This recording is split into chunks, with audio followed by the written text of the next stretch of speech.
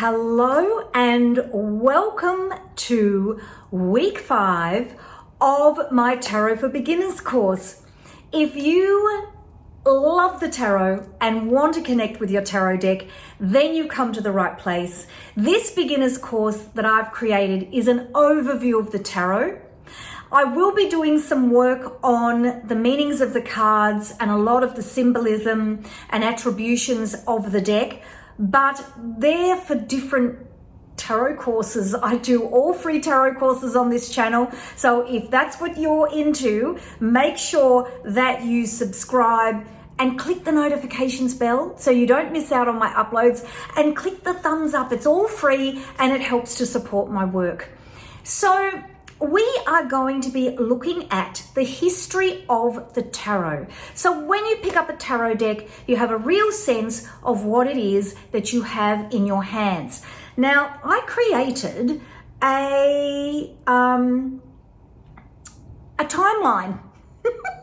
I got really into timelines in this course. The last 2 videos, we did a timeline of the people and a timeline of the history. Now we're doing a timeline of the tarot decks. So if you want something that's going to step you through history, this is it. So the way my little iPad works is I can click these tabs down the side and it'll take me directly to the section of the journal that I need.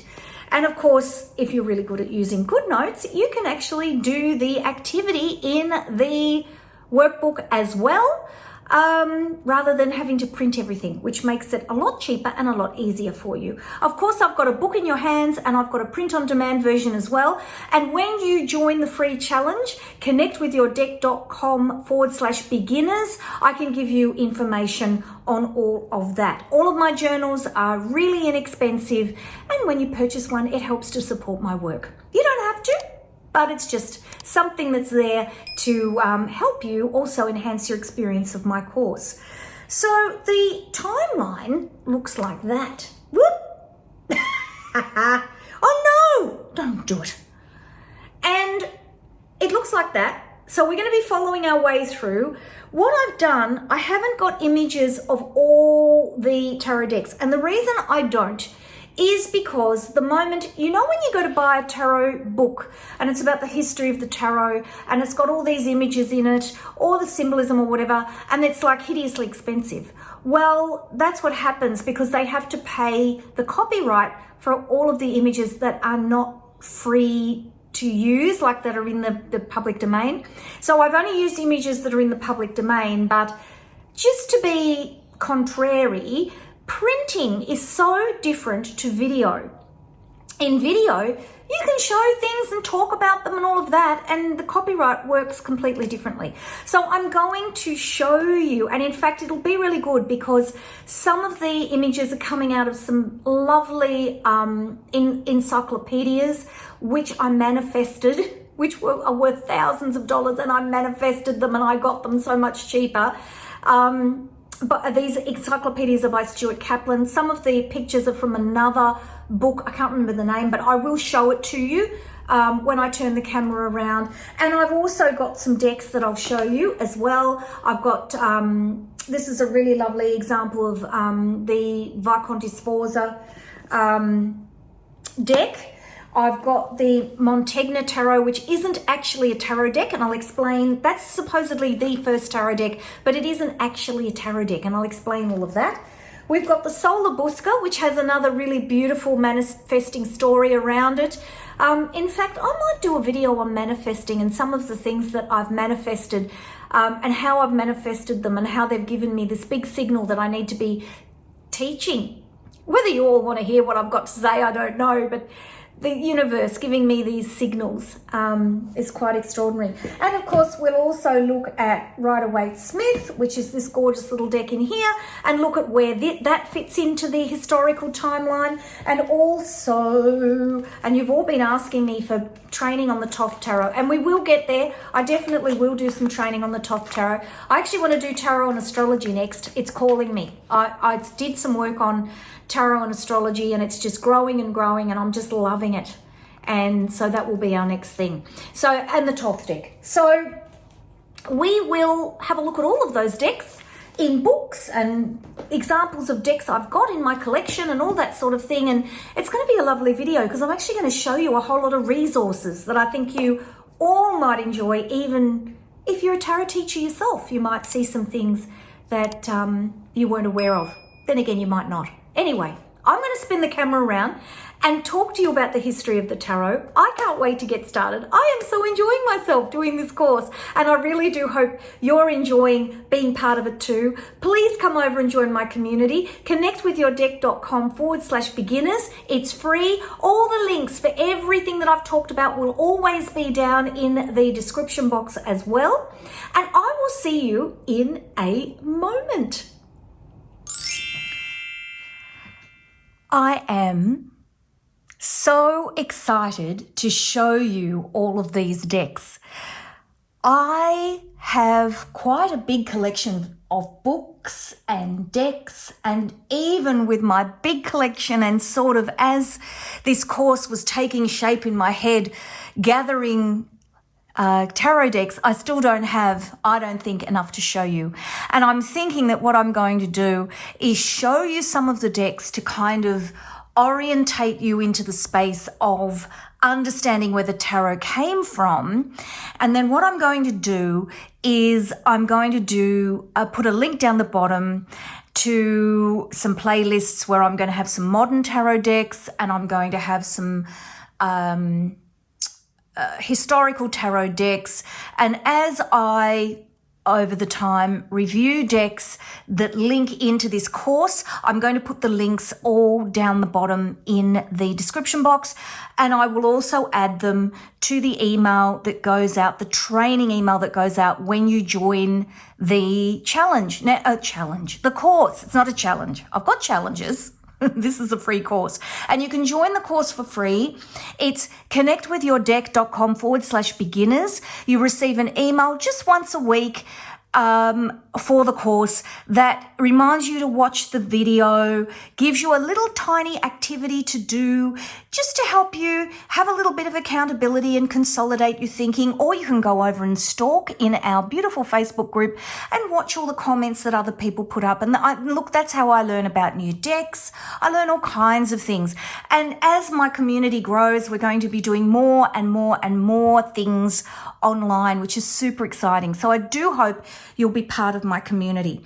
Now, I'm going to use my iPad with any luck. I'm really enjoying using my iPad. So if you are looking to buy my workbook, look, if the iPad's a bit beyond you, there is a book you can buy in my Amazon shop that arrives as a book in your hands. You can also, in my Etsy shop, and I'll put all the links to these in the description box, you can buy the printed pages. You can buy the file to print the pages yourself if you want to, as you can see, and then file, because I know some of you have folders that you like to put things in.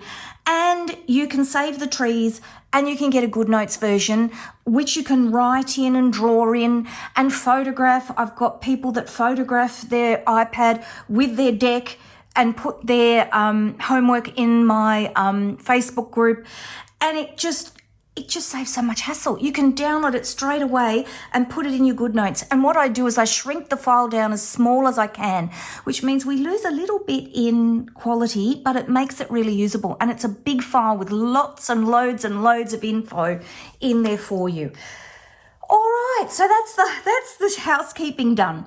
So let's look at these historical decks. I'm going to work my way through and just show you the decks and talk about my knowledge of them.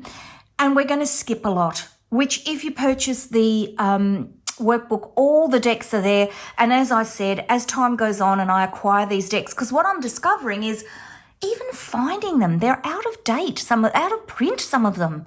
And I'll talk to you about that as we go along. So it's hard to find them. And sometimes I have to reach out to the universe and ask for help. And I'll talk to you about that too as we go along. And I think I'm going to do even a separate video on that as well, because I feel very strongly about how we connect with the universe and how we ask for things. And I don't do it very often, but when I do, I find the universe responds. So let's have a look at our first page. So the first deck I'm going to show you is from the 12th century. Now, the Knights Templar Tarot, this is Visconti Sforza tarot deck here. So these sit above each one of the tarot decks I've written about in this timeline. I promise this is the last timeline. But I found the timelines are just so helpful in understanding where this deck came from. And I've come to this conclusion. It's a living deck. The tarot is living. There's no one spot. It's always evolving, it's always changing, and it's based on this idea of making sense of who we are at any point in time. So the first deck I want to show you, there is no Knights Templar Tarot. I went looking for it. I thought, surely there's just one card that we could find to look at, but no, there isn't. So what I did find, and I wanted to share this with you, it's just gorgeous. This was created by Alan Chester and Stephen Defoe. One of these people is a specialist in Knights Templar. I'm guilty of not actually, I did read it all and I haven't looked at it before the video. But what happened was they got together. One is a specialist in the Knights Templar. The other one is a psychic. And he channeled all this information about the Knights Templar, and they came up with this gorgeous deck, which I bought that's out of date, and all these cards tell the different stories of the Knights Templar to try and recreate what the Knights Templar Tarot might have looked like. And it's a beautiful deck, and just the thought, I started reading about it online, and this is ages ago. I dug this out of my shelves. I've got a lot of things on my shelves that I say, I will do a video about that, I will do it. And I will catch up, because these things come past me and I don't want to miss out on them.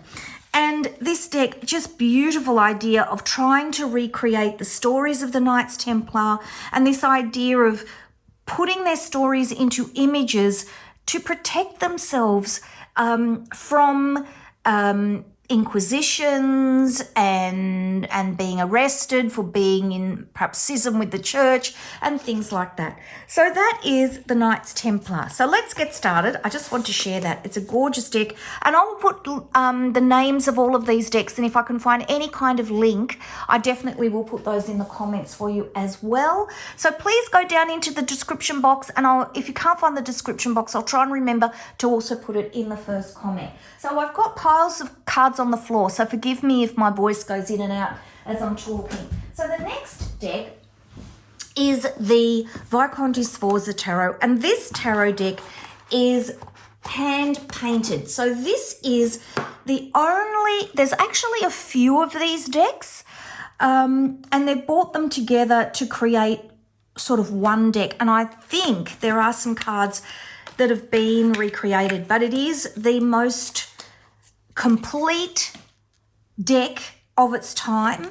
And these are the cards that were hand painted for the parlor game that was played in Italy. So you can see the Fool, you've got the Landowner. Let's look at here. This looks like somebody that's doing carving or something. Oh, turn these up the right way. That'd be helpful, wouldn't it? So these cards, what have I written here? In 1430, the last Visconti Duke of Milan, Filippo Visconti, commissioned the artist Bonifacio Bembo to create 3 tarot decks. The 3 decks are known collectively as the Visconti Sforza Tarot, but individually are known as the Bergamo, the Bambilla, and the Visconti de Moderne. The last deck is also known as the Carey Yale Visconti due to being a part of the Carey collection at the Yale University in New Haven, Connecticut. These cards represent the oldest known complete tarot deck. So these were all hand painted. So this is before the advent of the printing press. They were used as a parlor game and also as a status symbol that you had an artist in your household who could draw cards. So you can see here, this looks like the Chariot. I haven't been through all of these. I will do an in detail review for you. Then we're going to skip across to the Mantegna Tarot. Now, the Mantegna Tarot is not a tarot deck, even though everybody talks about it as if it's a tarot deck. This is one of the best examples of 15th century Italian printmaking. So this is the beginning of, and this is a gilded version, this is the beginning of the printing press. So the printing press started in the 15th century, and it started with metal, wood blocks and metal plates and things like that, and gradually improved as technology improved until, you know, like you think about what we have today at home, we can print anything you want. My dad was in the printing trade. It was his first, oh gosh, this is bringing back a memory. And I was going through all his stuff to bring him to Melbourne to live with me when he got really old. And there was all these like metal, they were like metal long things. I said to him, what are they? And he said, oh, they're my printing, they were my printing gauges or something from when I learned printing. Well, of course we don't print like that anymore, but it just shows even from when he was doing in the printing trade, just how things have changed. So that's your Mantegna Tarot. So they believe, look at my notes here, that the cards were said to be designed by the artist Baldini or Botticelli, but none of the card designs can be attributed to the artist or his pupils. The cards are said not to be tarot cards or playing cards and are believed to be educational cards for children, and are a valuable example of early picture cards. So that's your Mantegna Tarot. Then I want to jump across. I know I'm jumping around everywhere. If you want this sort of list of tarot decks, you can, of course, purchase my journal. And the journal's not expensive. It's a lovely way of supporting my channel. The next deck is the Solar Busca Tarot, and there is such a story around this tarot deck. I wanted it when I was first learning the tarot because I was trying to get a sense of Pamela Colman Smith. And Pamela Colman Smith, so we've now come across to the 15th century, and this is the first known deck that had picture cards. And it is a deck that really heavily influenced Pamela Colman Smith. So if we go through and have a look, I should have been organised and got these out earlier, but there are cards in here that really influenced her, like, I'll find it. This is a deck that has picture cards for every single card in the deck. So previously, tarot decks would have pictures for the major arcana, but the minor arcana would look like that, you know, three cups sort of thing. And this one has images, more pictorial images for all of the cards. Look at this, just gorgeous. So Pamela Colman Smith, Arthur Waite said, I want you to look at this deck and get a sense of what we want to do with the Rider-Waite-Smith from this deck. And of course, the card I really want to show you isn't here. Of course it isn't. Here it is. Here it is. So look at that, and look at, I want to show you Three of Swords. If you can picture Three of Swords, you can see the influence on this card. Let me just have a little look. So I really wanted to see this deck, and I looked everywhere to find it, and it was, of course, out of print, and everybody knew it was out of print, and they were charging $3,000 a deck. And I was like, you know what? I can't pay $3,000 for this tarot deck. I just can't. So I manifested it. I had a chat with the universe. And I just said, look, I don't want it for free. I just want a fair energy exchange. And I've looked everywhere in Melbourne where I live, and I cannot find it. I can't find it. I need help. And I just said, look, I'm about to go to Queensland. And of course, I'm going to put myself in the way of spiritual places. Of course, you know that. If you think I should have this deck, could you please make sure I find it? And I'm more than happy for a fair energy exchange. We went to Crystal Castle, beautiful place in Queensland. And in I walked, and I just went where my nose took me, walked into this bookshop that they had there, and there was this tarot deck sitting on the shelf for $60. I just stood there, and it was the first place we visited in Queensland. It wasn't even like we'd been anywhere else. Oh, there we go. There's three of swords. Here we go. Look at that. So you can really see, and I'm sure I could pick out more cards, and when I do a full review of this deck, I will definitely be looking at it in terms of comparing it to Rider-Waite-Smith. So really, really profound deck, really influenced our modern Rider-Waite-Smith deck that we go to for our tarot study. So what else is here? I think we're going to skip across now to Etiella. So, no, we're not. We're going to have a look here at Tarot de Marseille. Now, Tarot de Marseille is a deck you will see a lot of. And this is a deck, it's a French deck. And it is the most popular version. There are lots and lots of versions of Marseille decks.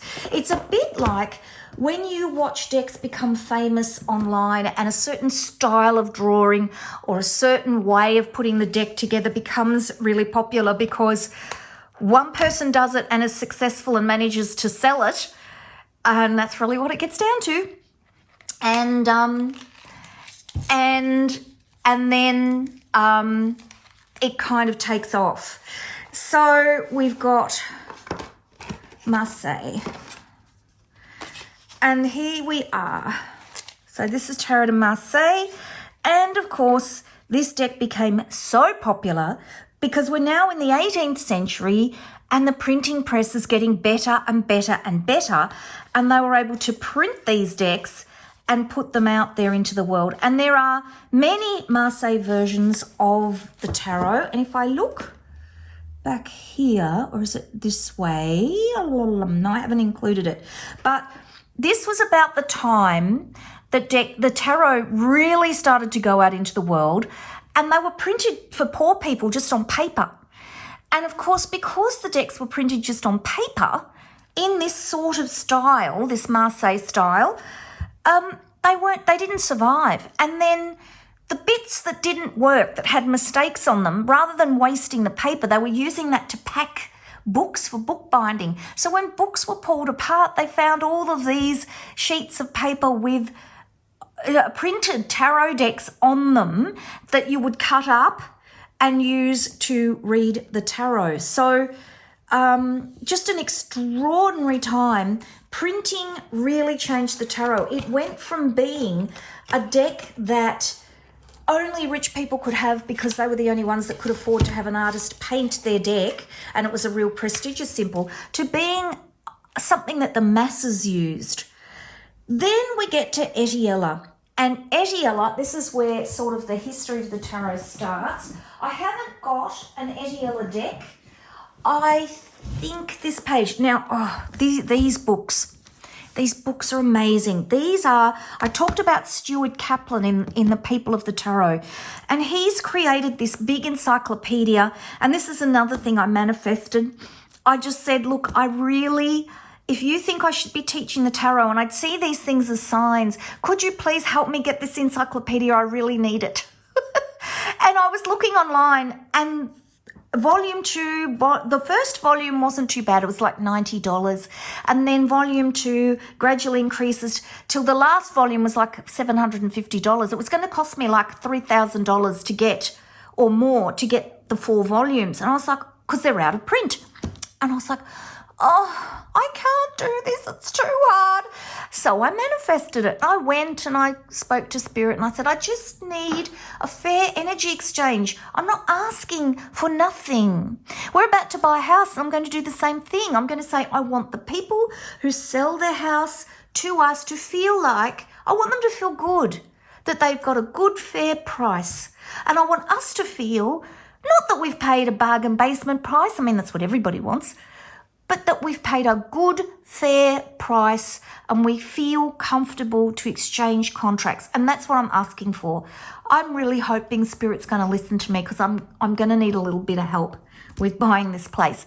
So you'll all hear about it because it's a long story, but I'm thinking I'm going to start a lifestyle channel and actually feature my new house in it as I move into it and that kind of thing. Anyway, I digress. So in here, I have found the Etiella deck here, just to give you some, I hope you can see these here and I'm in shot, give you some idea of what the deck looks like. Again, it's from his book, so it would have been printed. Again, it's 18th century printing, so we're coming into a much better, more mass-produced way of printing. But this is his deck. Again, we're talking 18th century, so 300 years after the advent of the printing press. So printing's starting to get a little bit more sophisticated. And so this was his deck where he's starting to make sense of the tarot. We're still in a space where perhaps the meanings don't necessarily match the pictures, and that's where the Golden Dawn did a lot of work on the tarot to make sense of it. But we've got that basis. You can see Temperance here with the jugs going from one to the other. Justice holding the scales. We've got, I don't know what La Force is and La Prudence. I will do, again, as I said, an individual video on these decks. I just wanted to show them to you so that you can get a sense of where the tarot has come from. The next deck I want to show you is the Papus deck. Now, I've got to find it. Where is it? I went through these. So this is the first encyclopedia. This one's quite easy to get. And it's a really nice book. It's out of print, so you will pay for it. But it is it's got all the sort of history things that perhaps might be really helpful to know about. Things like the first sermon that mentions the tarot being used for gambling and how it was sinful and, you know, all of that. So there's just so much history that I haven't even gone into to do this course. And that's all in here. And it's a really great book if you're wanting to really take a deep dive into the tarot. So let's have a look at Papus. Now, I mentioned Papus as well. Papus did some wonderful writings, esoteric writings. And you can see his deck here. I hope I'm in shot. And here you can see here he's working on, you know, nothing's new. And we can see modern decks that have these symbols on the actual cards and descriptions and keywords and this sort of thing. And this is what Papus has sort of pioneered here. Arthur Waite translated a lot of his work to make it more widely available. He translated it into English. And so Papus, as I said, is the person that talked a lot about Hebrew attributions, elemental, astrology, that sort of thing. So again, you've got another, and of course you can see in here, look, Egyptian influence in there as well. All right, the next deck we're going to talk about is Rider-Waite. So we're going to take a big jump. So we're going from 1909, which is the Papus Tarot, through to the 20th century, and we're looking at Rider-Waite-Smith, which is the deck we all know and love, released in 1910. And this deck here is supposed to be a faithful representation of the original deck. This back is not, though, because the original back had this beautiful lilies and roses pattern on it. If we're lucky, I might have it on my shelf, or I might not. Oh, hang on. We could be lucky, we could be lucky, we could be lucky. No, we're not. Oh, I hate it when I think of things and I don't. Oh, hang on. Yes. I think of things as I'm talking and I don't always necessarily. Oh, this is the crackle back. So this is one of the original backs of the Rider-Waite-Smith, and there was also I don't think I've ordered it. I think I'm going to order it. There are people out there who've done all of these lovely decks trying to reproduce the original Rider-Waite-Smith back how it was. And there is a deck you can get, and I need to order it, that's got the Lilies and Roses pattern. If you subscribe to my newsletter list, I have sent out, I'm sending out some emails at the moment on tarot symbolism with a reminder to watch the video. And I've got a free colouring page for you that has the Lilies and Roses pattern. And basically the printing, though, I digress, is original here. And so if you look here at his stockings, for example, I don't know if, I'm hoping you can see it on camera, but see this striping effect? This was really frustrating to Pamela Coleman-Smith because some of the colours and techniques she used with her painting, they just couldn't reproduce them. Here, for example, again, you've got this striping, and look at the wings. I think these are supposed to be purple, and of course they haven't been able to create purple, have they? So they've done like these crisscross red lines, you know, to try and, you can see these wings as well, these sort of crisscrossy lines, trying to recreate the colour. So printing was still, you know, getting going. But this deck was relatively popular when it was released. It wasn't groundbreaking. It was really when Stuart Kaplan wrote a book about it, quite an extensive book about it, that it took off in the 70s. And ever since then, we've seen it as a beautiful, it's a summary of all the decks that have gone before, and I'm just giving you a taste of these decks. And of course, as I said, I'll do more and more on my channel, and I'll link it all up down below. So if you're late to the party, make sure you go down into the description box because all the links will be there as I review these older decks to show you and talk about the history. All right, the next deck. So this deck was released in 1910, and like all new projects, it had a few false starts where they had problems with printing and problems with quality. And there are books about that you can read, all about the history of the Rider-Waite-Smith being released. And then we've got Thoth Tarot. How could I not speak about it? Now, this deck came out 30 years later, and it took Lady Frida Harris years to paint these images, and it just didn't really take off the same. We are going to study it, and the reason we're going to study it is Aleister Crowley is just phenomenal in his esoteric knowledge. Amazing. So we are definitely going to study this deck because I think there's a lot to learn. It's based on this idea that it is linked back to the Egyptian Emperor Thoth. And so that's going to be really interesting to look at. He's got slightly different names for the cards.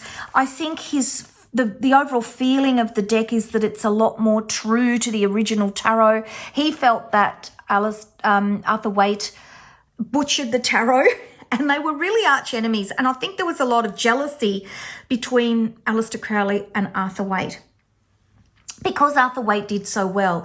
Aleister Crowley, towards the end of the Golden Dawn, was a lot more involved. And because of some of the dark magic that he did, that was deemed to be very controversial, that he was so involved. And it did cause some fracturing in the Golden Dawn if you go into the Golden Dawn history. You can see here, again, if we're looking at these decks in terms of the history of the deck, how the printing is just so much more sophisticated than Rider-Waite-Smith. Then we're going to look at Nap. What have I got? Have I got Nap Hall? Now, we'll just take a quick jump back. So we've got Rider-Waite here, 1910. Then we've got Nap Hall, 1929. just to give you an idea of the printing. So even, it's interesting here, from 1910, hopefully you can see this deck, to 1929, how much more sophisticated the deck is. Now, if you are wondering what this is Dover Arts. And I came across this as I was searching for these decks and decided it was just all too hard to try and find them all. I came across this in, I think, a Reddit thread. Someone mentioned that there were decks that could be printed or used that were out of print that were in this Dover Arts book. And I was quite pleased. Some of the decks here I'm not really interested in talking about, but it's interesting to look at them, and it's a resource. You can see here they're using the traditional idea of the pip cards just being, there's a little bit of sacred geometry in there, but just representations of, 6 swords, 8 6 wands, 4 pentacles, 6 cups.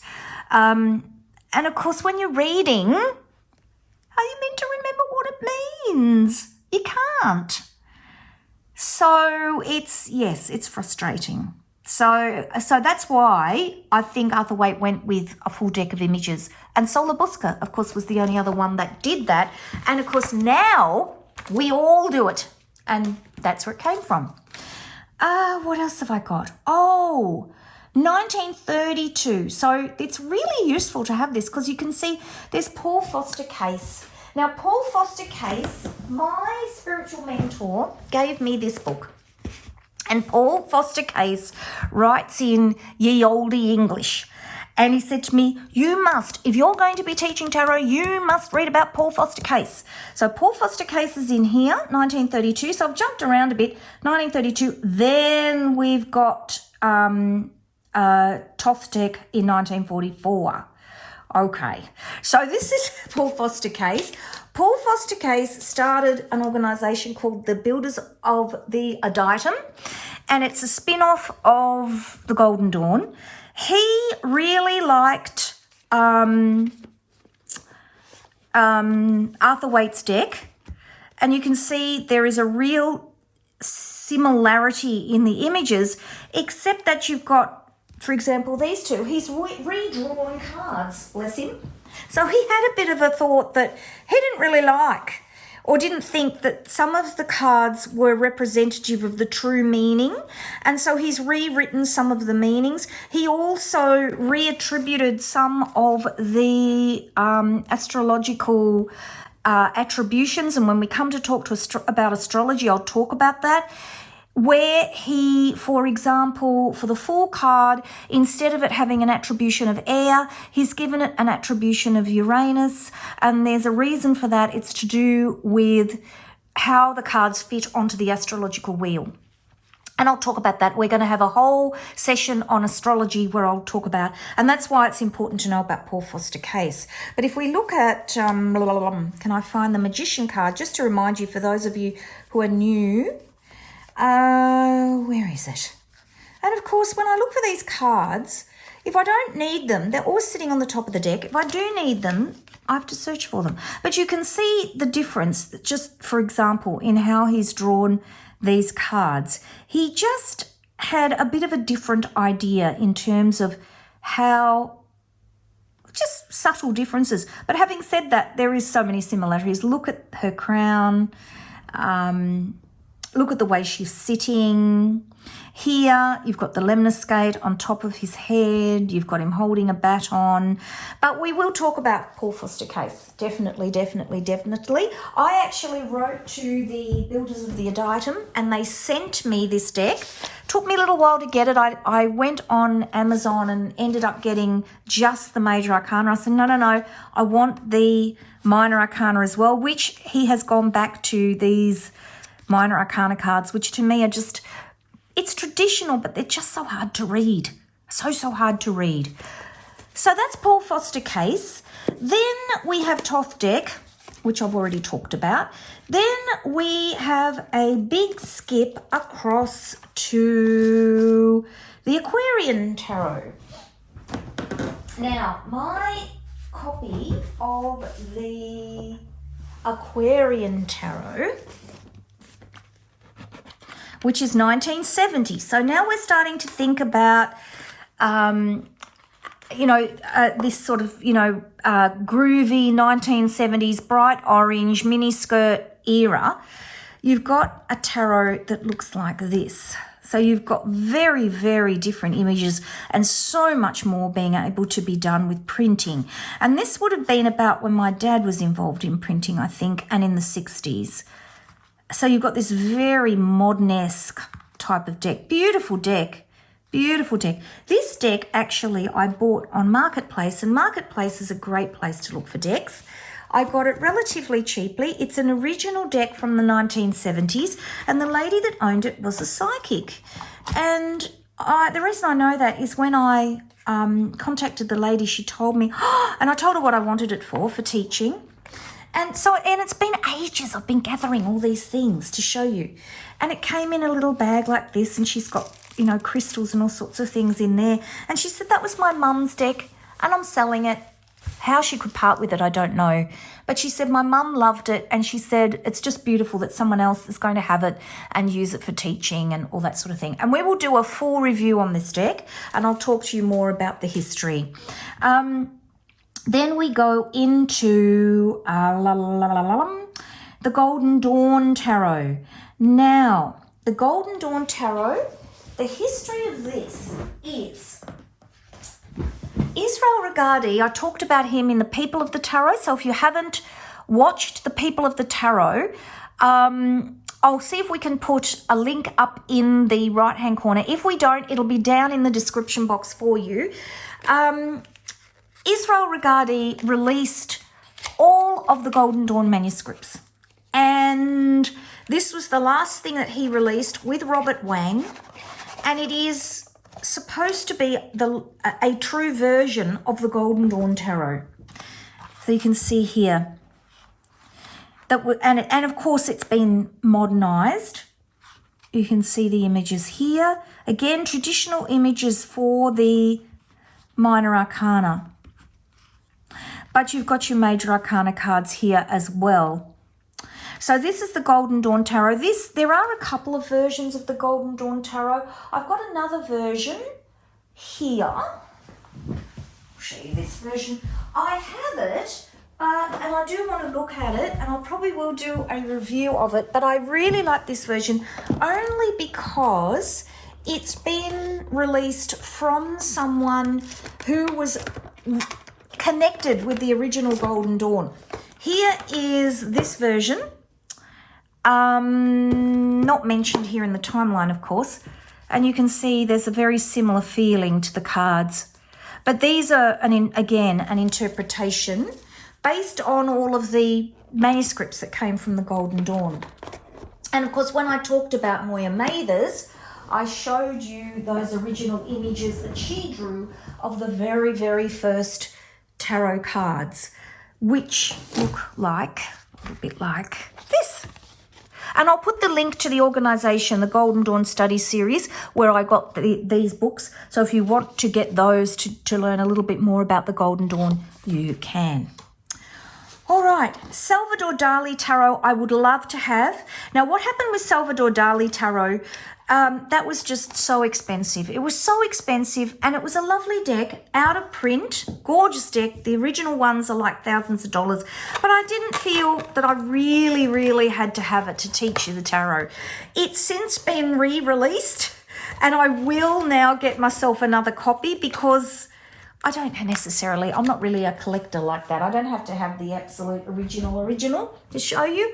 But I will get the Salvador Dali Tarot, and I will definitely show you that tarot deck as well. So there's Salvador Dali. There's also Morgan Greer that came out in 1979. Here we are, Morgan Greer. Again, late 70s tarot. This is gorgeous. This is another original one that I managed to get hold of. eBay, of course, is a good place as well to look for tarot decks. You've got here, they've again, you've got images on your pip cards. Lots of faces. Again, a very late 70s stylized deck. Beautiful images. And you can see how the fashion starts to move with the tarot. Then we go across to some much more modern decks. And these are just some decks that I've picked out to show you, that show just this evolution of how the tarot has changed. So then we go to 1984 and we've got Mother Peace Tarot. This is a really acclaimed deck. It's round. I've not done a lot with it. There was a lady in our tarot guild, unfortunately she's passed away. She used to use it a lot to read. Again, you've got pip cards. Whoops, oh sorry, that's the back of the cards.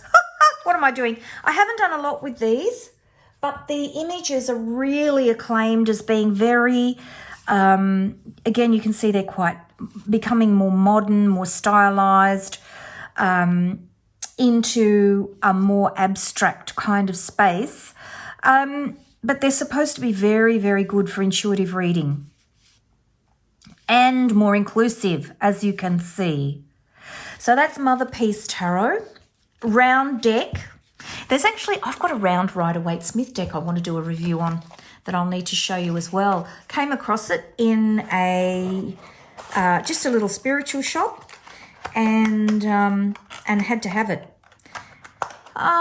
So we've got Mother Peace. We have got Hanson Roberts.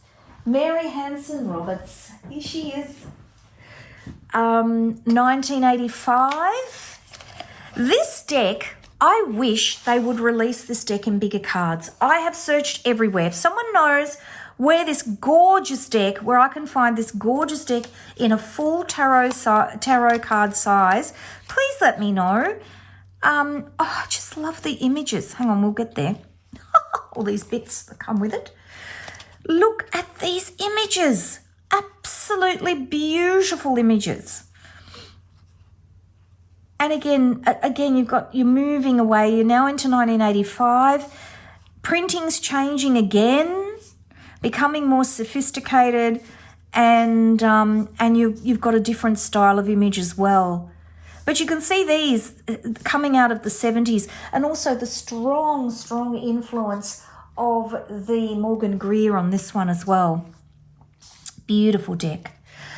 Then we've got, let's have a look. So this is 85, 1998. Now this is a really, really different deck. This is where it starts to get quite experimental. And we've got the Voyager Tarot.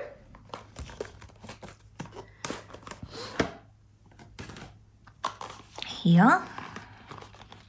Where you've got collage. So this is 1998. So we're starting to be able to do a lot more online. And look what's been created. So this is a deck that's designed to help you access your unconscious. And it's really a very different way of looking at the tarot. So it's a way of looking at it in terms of it being a tool to help you do self-exploration. So you can see this growth in understanding of the tarot and what it means, just as you go through history and look at all the different decks. And then the last deck I want to show you, there's Connolly Tarot in there as well. I don't have that deck. But again, as I said, please watch my channel because I will be doing reviews and showing you these decks in more detail. I've got a little list here of decks that I would suggest would be nice for you to think about getting. Lightseer's Tarot is one that's, it's up on the shelf. I'm going to grab it. This would be probably at the moment my most favorite tarot deck.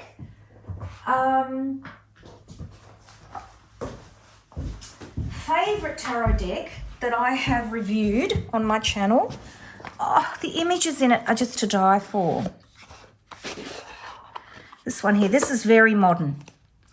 The images are just beautiful and so true to the original meaning of the cards. And there's an actual, I've done a review on that deck. So, and I've compared it back to Rider-Waite-Smith. So, oh, that's one to look at. And Modern Witches Tarot is gorgeous as well. And this one, I bought it in a small deck and loved it so much. I bought it. This one, I love how inclusive it is. It's just really inclusive.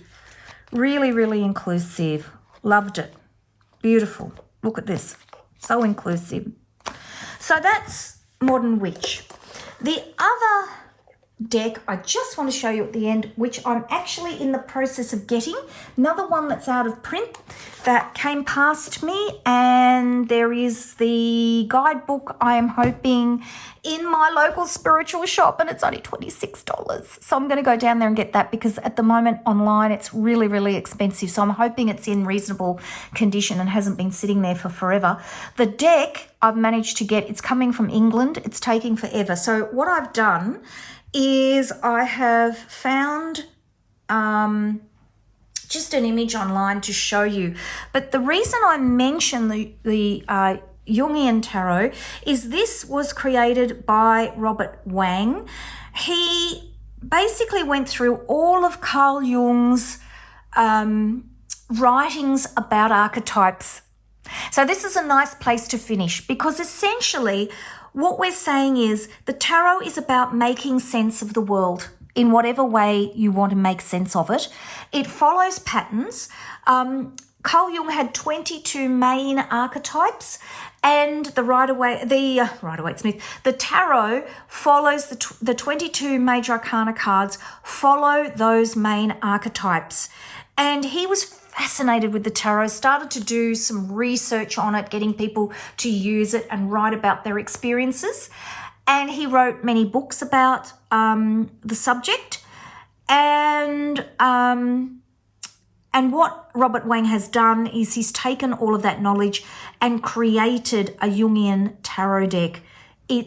The cards just look absolutely gorgeous. I want to look at the book, and then what I was hoping to do was to actually use them to talk about archetypes.